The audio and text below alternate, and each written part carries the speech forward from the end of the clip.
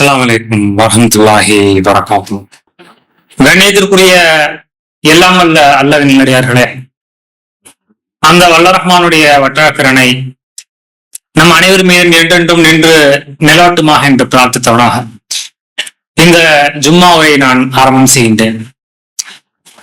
இந்த உலகத்திலே ஏராளமான மதங்கள், கொள்கைகள் இருக்கின்றது. ஆனால் மற்ற எல்லா மதங்களையும் விட, கொள்கைகளை விட இந்த இஸ்லாமிய மார்க்கம் வளர்ந்து கொண்டே செல்வதற்கான முக்கியமான காரணம் என்ன? அதுல ஒரு காரணம் நமக்கெல்லாம் தெரிஞ்சதுதான். குர்ஆன் அல்லாஹ் சொல்றான், வல்லதி அர்ஸல ரசூலஹு பில் ஹுதா வ தீனில் ஹக்கி லியுஹிரஹு அலா தீனி குல்லி வலவ் கரிஹல் முஷ்ரிகூன். அவன் தனது தூதரை அனுப்பினான் நேர்வழியை கொண்டும் சத்திய மார்க்கத்தை கொண்டும். எதற்காக என்றால், மற்ற எல்லா மதங்கள், கொள்கைகளை விட இஸ்லாமிய மார்க்கம் மேலோங்க வேண்டும் என்பதற்காக அல்லாஹ் அனுப்பியிருக்கின்றான். அந்த இறை மறுப்பாளர்கள் வெறுத்தாலும் சரி என்று அல்லாஹ் சொல்றான். அப்ப அல்லாஹ்வுடைய நாட்டம் ஒரு பக்கம் இருந்தாலுமே கூட நாம சிந்தித்து பார்த்தோம் என்று சொன்னால், வெறும் கொள்கையினால மட்டும் இஸ்லாம் வளர்ந்து கொண்டு போகவில்லை. போதனைகள், அறிவுரைகள் இதெல்லாம் தாண்டி முக்கியமான ஒரு காரணம், இஸ்லாம் வளர்றதுக்கு என்ன காரணம் என்று சொன்னால், அறிவுபூர்வமான சித்தாந்தங்கள், தர்க்க ரீதியான வாதங்கள் அதையெல்லாம் வைக்கப்படக்கூடிய நேரத்துல உலகத்தில் இருக்கக்கூடிய எல்லா மதங்களும் சொல்லக்கூடிய விஷயம் என்னவென்றால், ஆன்மீகம் என்று வந்துவிட்டால் அதுல நீங்க அறிவு செலுத்தக்கூடாது. ஆனால் மற்ற விஷயங்கள் எதுவா இருந்தாலும், இது கரெக்டா தப்பான்னு பார்த்தாலும், கடவுள்னு சொல்றோமா, அது கிறிஸ்தவ மதமாக இருந்தாலும் சரி, வேற எந்த மதமாக இருந்தாலும் சரி, எல்லாமே போதனைகளை நீங்கள் ஏற்றுக்கொண்டு நீங்கள் நடக்க வேண்டும் அப்படின்றத சொல்லுவாங்க. அதனால்தான் இறை மறுப்பாளர்கள் என்ன சொல்லுவாங்க என்று சொன்னால், the religion without science is blind. அறிவியல் இல்லாத மதம் என்பது குருடானதுன்னு சொல்லுவாங்க. ஒரு மதம் என்று சொல்றீங்க அப்படின்னு சொன்னா, குருட்டுத்தனமா நம்ப வேண்டும் என்றால் அது மனிதத்தன்மைக்கு அப்பாற்பட்டது. மனிதன் என்றால் ஒவ்வொரு விஷயத்தையும் ரீசனிங் பண்ணி பார்க்கணும். காரணங்கள், காரியங்கள், இது சரியா தப்பா, இது எனக்கு ஒத்து வருதா, இது எல்லாம் பார்த்துதான் நடைமுறைப்படுத்த வேண்டும் என்று சொல்லும் பொழுது, மதம் என்பது குருடானது. எப்பொழுது அறிவுக்கும் அறிவியலுக்கும் அது மாற்றமாக இருந்தால் குருடு என்று இப்படி சொல்வார்கள். இதுல ஒரே ஒரு எக்ஸப்ஷனல் விஷயம், அதுல விதிவிலக்கு என்னவென்றால் இஸ்லாமிய மார்க்கம் மட்டும்தான். ஒட்டுமொத்த திருமறை குர்ஆனை நம்ம எடுத்து பார்க்கக்கூடிய நேரத்திலே அதுல வரலாறுகள் இருந்தாலும் சரி, கொள்கைகளை பற்றி அல்லாஹ் அந்த மோனோதிசம், ஒரே கொள்கையை பல இடங்களிலே எல்லா பக்கத்திலையும் அல்லாஹ் பறைசாற்றி இருந்தாலுமே கூட, பல இடங்கள் அல்லாஹ் என்ன சொல்றான்னால், தர்க்க ரீதியான வாதங்கள், இன்னைக்கு வைக்கக்கூடிய வாதங்கள், இந்த மாதிரியான வாதங்களுக்கு கூட நமக்கு பலருக்கும் பதில் சொல்ல முடியாத ஒரு சூழ்நிலை இருப்பாங்க. ஆனால் 1400 ஆண்டுகளுக்கு முன்னாடி வைக்கப்பட்ட வாதங்கள், அதுவும் திருமறை குர்ஆன் எடுத்து பார்த்தோம் என்று சொன்னா, அல்லாஹ் சொல்லக்கூடிய பல வரலாறுகள் எடுத்து பார்த்தால், இப்ராஹிம் நபி அவங்களுடைய வாழ்க்கையை நம்ம பார்க்கும்போது, அவங்க எடுத்து வைத்த அந்த சத்தியத்தை சொல்லக்கூடிய நேரத்திலே, அப்ப அந்த மன்னன் பேசக்கூடிய நேரத்திலே அல்லாஹ் திருமறை குர்ஆன்ல சொல்றானா இல்லையா, அந்த இப்ராஹிம் நபி இடத்துல அந்த மன்னன் என்ன சொன்னா, நான் தான் உயிர் கொடுக்கக்கூடியவன், நான் தான் என்ன பண்றேன், உயிரை எடுக்கக்கூடியவன் என்று அந்த மன்னன் சொல்லுகின்றான். இப்படியே ஒரு மனுஷனை கொண்டு வந்து உயிரோட விட்டுட்டு நான் விட்டுட்டேன், அதே போல இன்னொரு மனுஷனை கொண்டு வந்து கொண்டுட்டு, பாத்தியா நான் உயிர் விட்டுட்டேன், அதனால நான் உயிர் கொடுக்குறவன், இவருத்த நான் கொண்டுட்டேன், அப்ப நான் உயிரையும் கொடுக்கிறேன் உயிரை எடுக்கிறேன்னு சொல்லிட்டு நான் தான் கடவுள் அப்படின்ற மாதிரி வைக்கக்கூடிய நேரத்துல, இது தான் கடவுள் என்று சொல்வதற்கு அந்த மன்னன் வைத்தான். அப்ப இப்ராஹிம் நபி அவர்கள் இதற்கு வைத்த வாதம் என்னது? இப்ராஹிம் நபி என்ன சொல்றாங்க அப்படி என்றால், என்னுடைய இறைவன் சூரியன் என்ன பண்றான், கிழக்கை உதிக்க செய்கின்றான், நீ என்ன பண்ணு, கடவுள் சொல்றீங்களப்பா, நீ அதே சூரியனை என்ன பண்ணு, நீ மேற்குல இருந்து உதிக்க வை அப்படின்னு சொல்லும் பொழுது அல்லாஹ் என்ன சொல்றான், புகித்தலதி கஃபர், அந்த இறை மறுப்பான், அல்லாஹ்வை நிராகரித்தவன் வாயெடுத்து போனான், அப்படி ஷாக் ஆயிட்டான் அப்படின்னு அல்லாஹ் சொல்றான். அப்ப அவங்க ஒரு வாதத்தை வைக்கிறான்னா அதற்கு ஸ்ட்ராங்கான காரணங்களை வைத்து, ஏன்னா இது அவனால செய்ய முடியாது. சும்மா ஒருத்தனை உயிரை கொடுத்தேன்னா நீ அந்த உயிரை படைச்ச கிடையாது, இப்ப விட்டுட்டு அவ்வளவுதான். கொல்றதுன்றது எல்லாராலையும் முடியும், ஒன்னால மட்டும் கிடையாது. ஏன் நம்மளால முடியாதா? ஒரு கரப்பாம்பூச்சி தேர்ந்து எதனால கொள்ளலாம். இப்ப ஒரு முட்டாள்தனமான வாதத்தை வைக்கக்கூடிய நேரத்துல அல்லாஹ் என்ன திருமறை குர்ஆன்ல நமக்கு என்ன கற்றுத்தர்றான்? நீங்கள் இஸ்லாமியர்களாக இருந்தால் வெறும் குருட்டுத்தனமாக கண்மூடித்தனமாக நம்ம இந்த மார்க்கத்தில் இருக்கக்கூடாது. எதுவாக இருந்தாலும், எந்த வசனமாக இருந்தாலும் இது எதுக்கு, இது அல்லாஹ் என்ன சொல்லுகின்றான் என்ற அந்த ஆழ்ந்த சிந்தனையோடு நாம் இருக்கக்கூடிய நேரத்திலே தான் நாம மூமினாக இருக்க முடியும். இது அது கிருபி ஆயத்தில்லா, அல்லாஹ்வுடைய வசனங்கள் சொல்லக்கூடிய நேரத்துல மூமின்கள் எப்படி இருப்பாங்க? லம் யஹ்ரு அலைஹா சும்மா உம்யானா, அவர்கள் குருடர்களாகவோ செவிடர்களாகவோ இருக்க மாட்டாங்க. அப்ப அல்லாஹ் என்ன சொல்றான்? என்னுடைய வசனம் ஒருத்தன் சொல்றானா, அப்படி சொன்னாலுமே கூட அந்த வசனத்தை பாரு. அப்ப திருமறை குர்ஆனை பொறுத்தவரையும் 3 விதங்கள். ஒன்று ஓதுறது, திலாவத், அது அர்த்தம் தெரிஞ்சாலும் தெரியாமலாம் ஓதலாம். அல்ஹம்துலில்லாஹி ரப்பில் ஆலமீன் அப்படி ஓதுறோம் அப்படின்னா அது தெரிந்தாலும் தெரியாவிட்டாலும் அந்த ஓதுறதுக்கு நன்மை இருக்கு, அல்லாஹ்வுடைய வார்த்தை. இரண்டாவது என்னது? வாசிக்கிறது. நார்மலா நம்ம பல விஷயங்களை வாசிப்பது போல் வாசிக்கிறது, கிராத், வாசிக்கக்கூடிய விஷயங்கள். இப்படியாக குர்ஆன் அணுகிறது. மூன்றாவது விஷயம் வந்து என்னது? ததப்புர், என்னது? சிந்திக்கிறது. அப்போ ஓதுறது, வாசிக்கிறது, தமிழ்ல சாதாரண வாசிக்கக்கூடியது அர்த்தத்தோட. அதோடு இல்லாமல் மூன்றாவதான விஷயம் என்னது? அதை ஆழ்ந்த உள்ளத்தோட நம்ம சிந்திக்கிறது. குர்ஆன்ல பல வசனங்கள் அஃபலா ததப்பருல் குர்ஆன், இந்த குர்ஆனை நீங்கள் சிந்திக்க மாட்டீர்களா என்று அல்லாஹ் என்ன பண்றான்? பல இடங்கள்ல கேட்கின்றான். அப்ப இந்த மாதிரியான வாத ரீதியான விஷயங்களுக்கு நாம் பதில் சொல்ல கடமைப்பட்டிருக்கின்றோம். திருமறை குர்ஆன்ல இன்னைக்கு கூட கேட்கிறாங்களா இல்லையா? பா, நீ என்ன அல்லாஹ் கடவுள் எல்லாம் சொல்லிட்டு இருக்கிறீங்க, என்னுடைய உடம்பு மரணத்துக்கு அப்புறம் அடக்கம் பண்ணிடுவீங்க, கொஞ்ச நாள்ல மண்ணோட மண்ணா மக்கி போனதுக்கு அப்புறம் உங்களுடைய இறைவன் எப்படி எழுப்புவான் என்று இப்படி சொல்லக்கூடிய நேரத்துல அல்லாஹ் இன்னைக்கு கூட இதுக்கு பதில் பல ஆளும் சொல்ல முடியல. ஆனால் 1400 ஆண்டுகளுக்கு முன்னாடி அல்லாஹ் என்ன சொல்றான்? மனிதன் நமக்கு உதாரணம் சொல்கின்றான். அவன் மண்ணோட மண்ணா மக்கி போனதுக்கு அப்புறம் எப்படி உயிர்ப்பிப்பேன் அப்படின்னு கேட்கிறான்.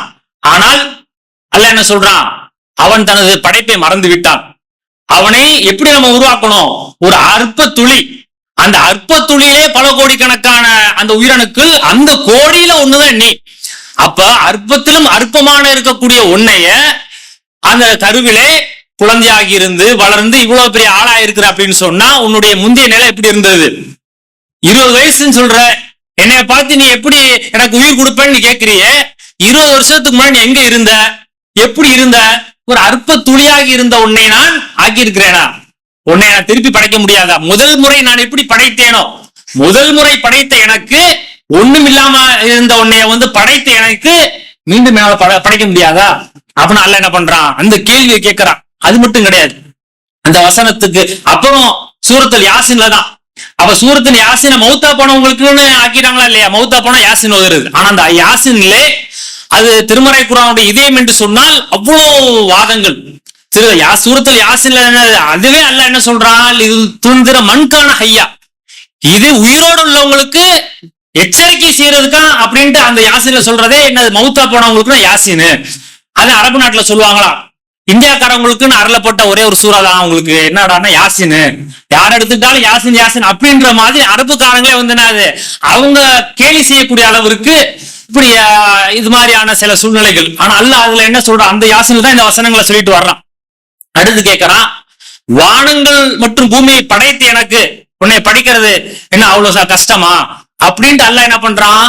ஒரு கேள்விக்கு கேள்வியே அல்லாஹ் பதில் ஆக்குறான். உன்னை முதல்ல படைச்சேனே, என்னால படைக்க முடியாதா அப்படின்ட்டு இப்படியாக பலவிதமான கேள்விகளுக்கு நாம் அதை சிந்தித்து ஆராய்ந்து பார்க்கக்கூடிய நேரத்திலே இதுதான் இந்த இஸ்லாமிய மார்க்கம் மற்ற எல்லா மதங்களையும் விட, கொள்கைகளை விட மேலோங்கி இருக்கிறது. காரணம், அன்றைய காலகட்டத்திலே ஒரு 50 ஆண்டுகள் 100 ஆண்டுகளுக்கு முன்னாடி கல்வி அறிவு இல்லாத காலகட்டத்துல மக்கள் எதையெல்லாம் கேட்டார்களோ, எதையெல்லாம் வந்து அவங்க கேள்விப்பட்டதையெல்லாம் மார்க்கம் என்று நம்பிக்கொண்டிருந்தார்கள். அப்படி இருந்த காலம். ஆனா இன்னைக்குள்ள காலகட்டம் என்னது?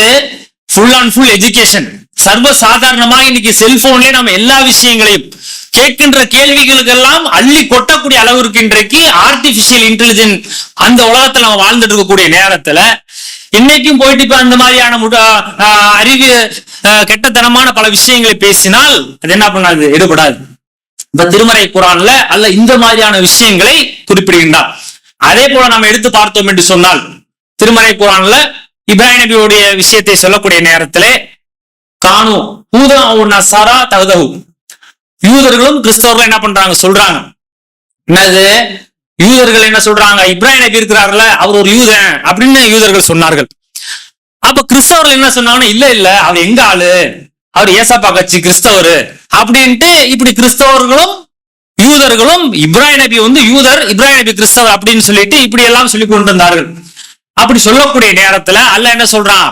குல் பல் மில்லத்தை இப்ராஹிம ஹனீஃபா ஒமா கானு முஷ்ரிகீன், அவரு யூதரும் கிடையாது, அவரு கிறிஸ்தவனும் கிடையாது, அவர் நேர்வழியிலே களப்பற்ற தூய்மையான அந்த சத்திய மார்க்கமான அல்லாஹ்வுடைய மார்க்கம் ஹனீஃபியத்திலே இருந்தார், அவர் இணை கற்பிக்க கூடியவராக இல்லை என்று அல்லாஹ் இப்படி சொல்லிட்டான். இது ஒரு பதில். அடுத்து அறிவுபூர்வமா என்ன வைக்கிற அப்படின்னு சொன்னா, ஏன்பா இப்ராஹிம் நபி உங்க ஆளுன்னு சொல்லி 2 பேரும் சொல்லிக்கிறீங்களே, இப்ராஹிம் நபி இஞ்சியிலும் தௌராத்தும் வர்றதுக்கு முன்னாடி வந்துட்டாரு, சிந்திக்க மாட்டீங்களா? அல்லாஹ் கேட்கிறான். அல்லாஹ் என்ன சொல்றான்? யூதம் கிறிஸ்தவம் எப்ப வந்தது? இப்ராஹிம் நபியோட பேரன் யாரு? யாக்கூப் அலைஹிஸ்ஸலாம்.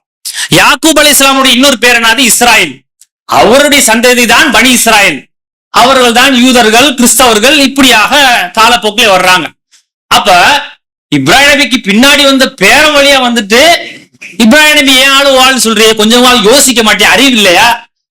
உனக்கு அப்புறம் வந்திருந்தா நீ சொல்லலாம், உனக்கு முன்னாடி இப்ராஹிம் நபி இருக்கிறாங்களே அது நீ யோசிக்க மாட்டேன் என்று அறிவுபூர்வமாக அல்லாஹ் என்ன பண்றான்? இந்த வாதத்தை உடைக்கணும்.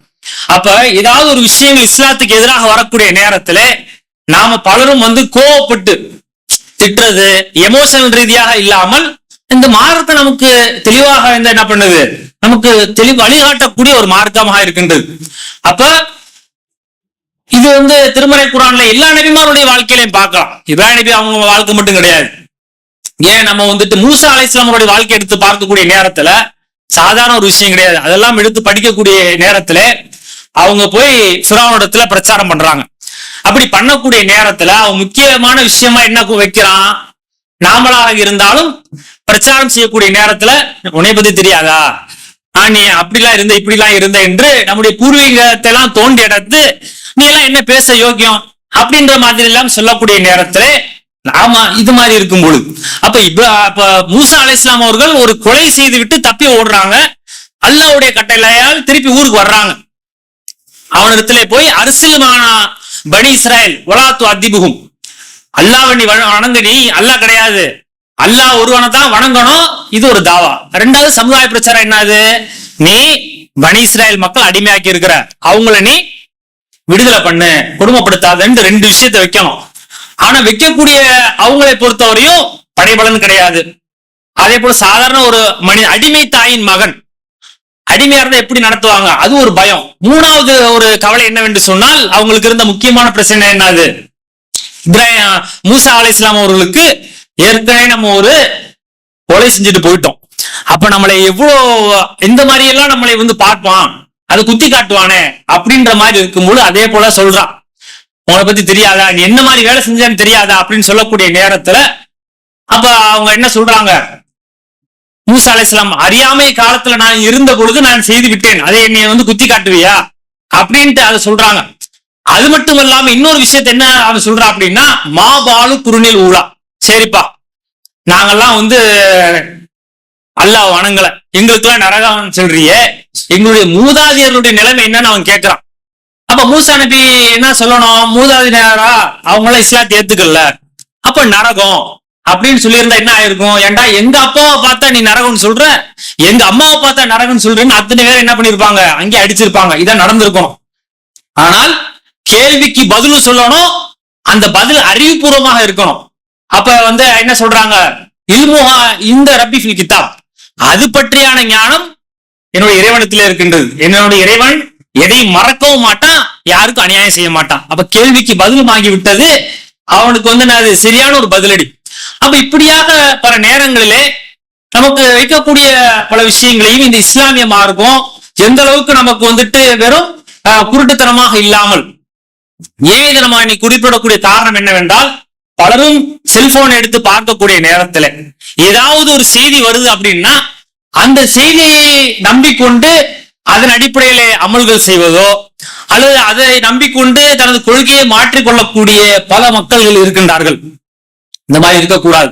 அப்ப அல்லாஹ் என்ன பண்றான், திருமறை குர்ஆன்ல நமக்கு குறிப்பிடக்கூடிய நேரத்துல பல வசனங்கள் அல்லாஹ் என்ன சொல்றான், அஃபலாய்த தபருனல் குர்ஆன், இந்த குர்ஆன் நீங்க சிந்திக்க மாட்டீங்களா, உலவு காணும் இந்திய கயிறு இல்ல, இது அல்லாஹ் அல்லாத மற்றவங்களிருந்து வந்திருந்தா இதுல ஏராளமான கசீரா, ஏராளமான முரண்பாடுகள் நீங்க பார்த்திருப்பீங்கன்னு நல்லா சொல்றான். இப்ப குர்ஆன் நம்ம எடுத்து பார்க்கிறோம், படிச்சு பாரு, சிந்திச்சு பாரு, இதுல ஏதாவது முரண்பாடுகள் இருக்கின்றதா என்று அல்லாஹ் சிந்திக்க சொல்றான். அப்படின்னா ஒரு செய்தி, எந்த ஒரு செய்தியாக இருந்தாலும் இன்னைக்கு சமூக ஊடகங்கள், வலைதளங்கள்லாம் வந்து சர்வசாதாரணமா பல விஷயங்கள் அதுல இருக்கின்றது. அப்ப அதை நம்ம எப்படி எடுத்துக்கொள்றோம் அப்படின்றது ரொம்ப முக்கியமான ஒன்று. அது நம்மளை நல்ல வழியிலே செலுத்தும், அதே நேரத்துல என்னது தீமையான வழிகளுக்கும் வழியேற்கக்கூடிய ஒரு சூழ்நிலை இருக்கின்றதுனால இதை நம்ம சிந்தித்து பார்க்க வேண்டும். ஏன் அப்படின்னு பார்த்தால், நாங்கள்லாம் பிறப்பால் முஸ்லிம்கள் என்று சொல்லிக் கொள்ளக்கூடிய நம்மிடத்திலே எந்த அளவுக்கு இந்த மாதிரியான விஷயங்கள் இருக்கு. ஆனால் மேற்கத்திய நாட்டை எடுத்து பார்த்தோம் என்று சொன்னால், அவர்கள் கிறிஸ்தவ உலகம், அதே போல வெஸ்டர்ன் கல்ச்சர் என்று சீர்கெட்ட கலாச்சாரத்தை கொண்டிருக்கக்கூடிய மேற்கத்திய நாடுல கூட்டம் கூட்டமா இஸ்லாத்துக்கு வர்றாங்க அப்படின்னு சொன்னால், ரேஷனல் திங்கிங், அந்த ஐடியாலஜி ஒவ்வொன்றையுமே அறிவுபூர்வமாக யோசிக்கிறோம் அப்படின்றத எப்படி பண்றாங்க அப்படின்னா, உதாரணத்துக்கு சொல்லலாம், திருமறை குர்ஆன்ல என்ன சொல்றான்ல, கல்லால இல்லம் என்தஹி ல நஸ்வம் பி நாசியா, நபிகள் நாயகம் ஸல்லல்லாஹு அலைஹி வஸல்லம் அவங்களை பற்றி சொல்லக்கூடிய நேரத்திலே, அவர்கள் தொழக்கூடிய நேரத்தில் காபாவிலே அவங்க மேல என்னது ஒட்டத்துடைய மலக்கொடல் போடப்படுது. அப்ப அந்த நேரத்துல அல்லாஹ் என்ன சொல்றான், அந்த தொழக்கூடிய அடியான நீங்க தடுக்கிறீங்களா என்று சொல்லிவிட்டு அல்லாஹ் வந்து அந்த வசனத்துல நீங்கள் விலை கொள்ளவில்லை என்று சொன்னால் நஸ்வோம்பின் நாசியா, அவனுடைய முன்னேற்றியை பிடிப்போம். இந்த முன்னேற்றியை பிடிக்கக்கூடிய நேரத்தில் அல்லாஹ் வார்த்தை என்ன சொல்றான், சாதாரண விரும்பி சொல்லவில்லை, நாசியத்தின் காதிபத்தின் ஹாத்தியா, அது குற்றம் புரியக்கூடிய பொய் சொல்லக்கூடியவனுடைய முன்னேற்றி ரோமம் அப்படின்னு அல்லாஹ் சொல்றான். இந்த வசனத்தை நம்ம படிச்சிருப்போம், பயான்லயே கேட்டிருப்போம். அப்படி இந்த வசனத்துல என்ன அல்லாஹ் சொல்றான் என்பதை மேற்கத்திய நாட்டிலே சவுத் ஆப்பிரிக்காவை சேர்ந்த டேனியல் மெக்பிரைன் அப்படின்ற ஒரு மருத்துவர் ஆராய்ச்சியாளர், அவருக்கு குர்ஆன் கிடைக்கிது. அவர் என்ன பண்றாரு, ஒரு கத்தோலிக்க குடும்பத்திலே பிறக்கின்றார், கிறிஸ்தவராக, நல்ல ஒரு ஆன்மீகத்திலே ஊறி போன ஒரு குடும்பம், நல்லா வந்து வணங்கக்கூடிய அப்படி இருக்கக்கூடிய நேரத்தில் அவர் குர்ஆனை படித்துக் கொண்டே இருக்கிறாரு. பல வசனங்கள் அவருக்கு ரொம்ப பிரமி போட்டுது. இந்த இடத்துல வரும்போது அப்படி ஸ்ட்ரக் ஆகுறாரு, கிறிஸ்டியனா தான் இருக்கிறாரு. எந்த வசனம், நாசியத்தின் காதிபத்தின் ஹாத்தியான் வரக்கூடிய நேரத்துல அல்லாஹ் என்ன சொல்றான், இது பொய் சொல்லக்கூடிய இந்த முன்னேற்றம்ன்றது என்னது, குற்றம் புரிந்ததுன்னு அல்லாஹ் சொல்றானே என்று ஆய்வு பண்ணக்கூடிய நேரத்துல மனிதனுடைய மூளையிலே பொய் சொல்லக்கூடிய அந்த விஷயம் இருக்கின்றதுல, அது வந்து இந்த இடத்துல, இது பேர் என்ன, ஃபோர்லாக் அப்படின்னு சொல்லுவாங்க. இந்த இடத்துல தான் ஒரு மனிதன் குற்றவாளி, பொய் சொல்லக்கூடியவன், நல்லவன் தீவன் அப்படின்றத ஐடென்டிஃபை பண்ணக்கூடிய ஒரு பகுதி இந்த இடம் தான். இது பேர் என்னது, ஃபோர்லாக் அப்படின்னு சொல்லுவாங்க, இது ஃபோர்ஹெட்னு சொல்லுவாங்க. இந்த இடத்தை தவிர மற்ற இடத்துல பல வேலைகள் இருந்தாலும் அந்த உண்மை பொய்யை கண்டறியக்கூடிய அந்த லை டிடெக்டிவ் எல்லாம் வந்து இங்கதான் வைப்பாங்க. இந்த இடத்துல தான் என்ன பண்ணுவோம், அது இருக்குது. அப்படின்றத எப்ப பண்ண முடியும், ரசூலுல்லாஹ் காலத்துல அறிவியல் சான்றுகள் கிடையாது. இன்னைக்கு ஆராய்ச்சியில என்ன பண்றாங்க, இந்த இடம்ன்றது கரெக்டா சொல்லும் பொழுது எழுத படிக்க தெரியாத 1400 ஆண்டுகளுக்கு முன்னாடி வாழ்ந்த நபிகள் நாயகம் ஸல்லல்லாஹு அலைஹி வஸல்லம் அவங்க இந்த ஒரு விஷயத்தை இப்படி சொல்றாங்களே அப்படின்னு சொல்லிவிட்டு அவர் அப்துல் ரஹ்மானாக மாறி இஸ்லாத்தை ஏற்றுக்கொண்டு சிறிது காலத்திலே தனது குடும்பத்தாருக்கும் இஸ்லாத்தினுடைய சிறப்புகளை சொல்லி, அப்ப ஒரு கிறிஸ்தவர், ஆனா அவங்களுடைய உள்ளத்துல அல்லாஹ் ஒரு மனமாற்றத்தை ஏற்படுத்துற அப்படின்னு சொன்னால் எது ஏற்படுத்துறது, நம்முடைய செயல்பாடுகளா, நம்மளுடைய தாவாவா, அல்லது நம்மளுடைய வேற ஏதாவது நம்மளை பார்த்த ஒரு அணுகுமுறையான்னு பார்த்தா அதெல்லாம் ஒரு பக்கம் இருந்தாலும், முக்கியமாக குர்ஆன் அல்லாஹ்வுடைய இந்த வேதம் என்பது இது சிந்திக்க தூண்டுகின்றது. அப்படின்றதுக்கு இது மாதிரியான காரியங்கள் இருக்கும் பொழுது நாமும் அல்லாஹ் நம்ம வந்து ஒவ்வொரு வசனங்களை நம்ம படித்து பார்த்து இது அல்லாஹ் நமக்கு என்ன சொல்றான் அப்படின்ற விஷயத்தை நம்ம அறியக்கூடியவர்கள் தான் நம்ம என்ன பண்ண முடியும், அந்த மறுமையிலே தப்பிக்க முடியும். இல்லை என்று சொன்னால் மிகப்பெரிய ஒரு நஷ்டவாளிகளாக கை செய்தப்பட்டவர்களாக இருப்பாங்க. அந்த நரகத்திலே கிடக்கக்கூடியவங்க அல்லாஹ் கேட்பான்ல, அப்ப என்ன சொல்லுவாங்க, லவ் குன்னா நஸ்மௌ அவ் குன்னா நாக்கியு மா குன்னா ஃபி அஸாபி ஸைர், நாங்க என்ன கேட்டு இருந்தால், கேட்ட விஷயத்தை சிந்தித்து இருந்தால் இந்த சுட்டரிக்கக்கூடிய இந்த சையர் என்ற நரகத்தை நாங்கள் கடந்திருக்க மாட்டோமே என்று யாரு சொல்லுவாங்களா? அந்த நரகத்துல இருக்கிறவங்க. அப்ப காது கொடுத்து கேட்கறதுன்னு ஒரு பக்கம், ஹேரிங், அடுத்து முக்கியமான லிசன். ஒவ்வொன்றையும் அந்த சிந்திக்காததுனாலதான், மத்தபடி அல்லாஹ் ஒண்ணு சொல்ல, நீ கேட்ட விஷயத்த அதை பத்தி சிந்திச்சு பார்க்கல. அப்படி சிந்திக்காததுனால் இந்த நரகத்தில் இருக்கிறோம் என்று அந்த நரகவாசிகள் புலம்புவார்கள் என்று சொன்னால், அல்லாஹ் நம் அனைவரையும் காப்பாற்ற வேண்டும். இந்த இஸ்லாமிய மார்க்கம் அது சொல்லக்கூடிய ஒவ்வொரு விஷயமும் அறிவுபூர்வமான விஷயம் என்பதை நாம தெரிந்து கொள்ள வேண்டும். ஏன் நபிகள் நாயகம் ஸல்லல்லாஹு அலைஹி வஸல்லம் கூட பல விஷயங்களை எப்படியெல்லாம் அணுகியிருக்கிறாங்க. ஒருத்தவர் என்னது, ஒட்டகத்துக்கு ஃபுல்லா தொற்று நோய் இருக்கு, நம்மளாம் கேள்விப்பட்ட செய்தி தான். அப்ப அவர் என்ன சொல்றாரு, ஒரு ஒட்டகத்தை காமிச்சு, இந்த ஒட்டகத்து இருக்குல்ல, இந்த ஒட்டகம் மூலமாகத்தான் இந்த சிரங்கு நோய் மத்த எல்லா ஒட்டகத்துக்கும் வந்துருச்சு அப்படின்னு சொல்றார். நோய் என்பது அல்லாஹ் கொடுக்கிறது தான். அப்ப ரசூலுல்லாஹ் என்ன கேட்டாங்க, அப்படியா, அப்ப தொற்று நோய் எல்லாம் பரவிருச்சுன்னு சொல்றீங்களா? ஆமா அப்படின்னு சொல்லும் பொழுது, அப்ப ஒட்டகம் மூத்து வந்துச்சுல்ல, அதுக்கு யாரு கொடுத்தா? அந்த சிரங்கு நோய் வந்துச்சுல அப்ப ஒட்டகத்துக்கு, ஃபர்ஸ்ட் அதுக்கு எப்படி வந்துச்சு, யாரு கொடுத்தா அப்படின்னு கேட்கும்போது அல்லாஹ். அந்த அல்லாஹ் தான் எல்லாத்துக்கும் கொடுத்தான்னு சொல்லிட்டு போ. அப்ப நாம தொற்று நோயில பிரிவென்ஷனா இருக்கணும், சுத்தமா இருக்கணும், இதெல்லாம் ஒரு பக்கம் இருந்தாலும் அவங்க வைத்த வாதம் என்னது, எங்க இருந்து வரல, ஒரு ஒட்டகத்துக்கு ஒரு தடவை வந்திருக்குன்னா அது அல்லாஹ் தானே கொடுத்தா, அந்த அல்லாஹ் தான் எல்லாத்துக்கும் கொடுத்தான்னு சொல்லுப்பா அப்படின்னு சொல்லும் பொழுது நம்முடைய ஈமான் தெளிவாக இருக்கும்.